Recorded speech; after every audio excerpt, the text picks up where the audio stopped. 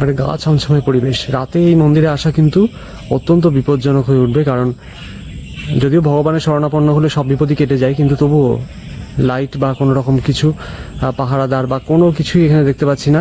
চারদিকটা কিন্তু একদম জঙ্গলে ঘেরা, মানে সূর্য ডুবলে কিন্তু এই মন্দিরে আসা অনেকটাই একটা গায়ে শিহরণ জাগাবে, সেটা এক প্রকার বলাই যায়। কারণ দেখুন এখানে কুয়ো রয়েছে, এই কুয়োতে যদি কেউ মানে পড়েও যায় জানতেও পারবে না কেউ যেখানে কুয়োতে পড়ে আছে। পরের দিন হয়তো জানতে পারবে যদি মন্দির খোলার সময় কেউ আসে সেই সময়। মানে এত ভয়ানক একটা পরিবেশের মধ্যে এই মন্দির। এর আগে একবারে গা ছমছমে পরিবেশ, রাতে এই মন্দিরে আসা কিন্তু অত্যন্ত বিপজ্জনক হয়ে উঠবে। কারণ দুর্গাপুরের পরাণগঞ্জ এলাকায় পরাণগঞ্জ শ্মশান কালীবাড়ি পেরিয়ে আরও কিছুটা এগোলেই জঙ্গলে ঘেরা এক নির্জন পরিবেশে রয়েছে মহাদেবের এই মন্দির। আজ চতুর্থ সোমবার। সাধারণত সোমবার মানেই শিব মন্দিরে ভক্তদের ভিড় উপচে পড়ার কথা, কিন্তু এখানে ছবিটা একেবারেই আলাদা। মন্দির চত্বর প্রায় জনশূন্য, নেই ভক্তদের আনাগোনা, নেই তেমন কোনো কোলাহল।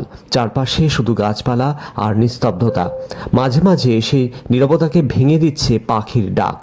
আর এই নির্জন পরিবেশই মন্দিরটাকে তৈরি করেছে এক অন্য রকম রহস্যময় আবহে।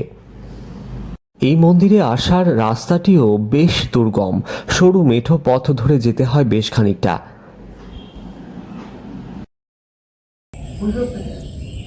চারিদিকে জঙ্গলে ঘেরা, হ্যাঁ, আর সেই জঙ্গলের মধ্যেই মহাদেবের অধিষ্ঠান।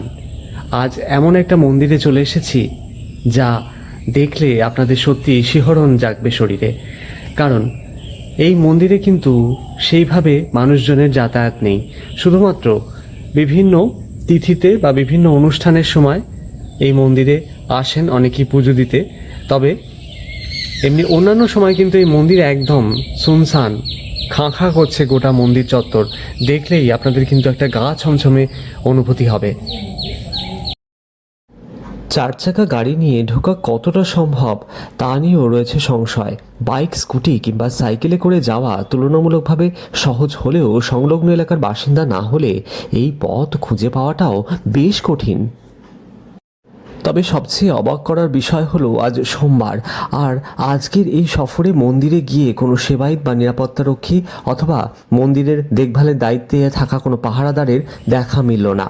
জঙ্গলে ঘেরা এক শিব মন্দিরের। আসুন এবার মহাদেবের দর্শন করিয়ে দিই আপনাদের। এখানে রয়েছে শিবলিঙ্গ, দুটি শিবলিঙ্গের সাথেই মাঝে রয়েছে একটি ত্রিশূল।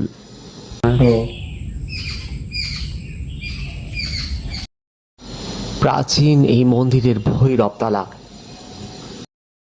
মন্দিরের গায়ে ফলকে রামেশ্বর শিব মন্দির লেখা রয়েছে।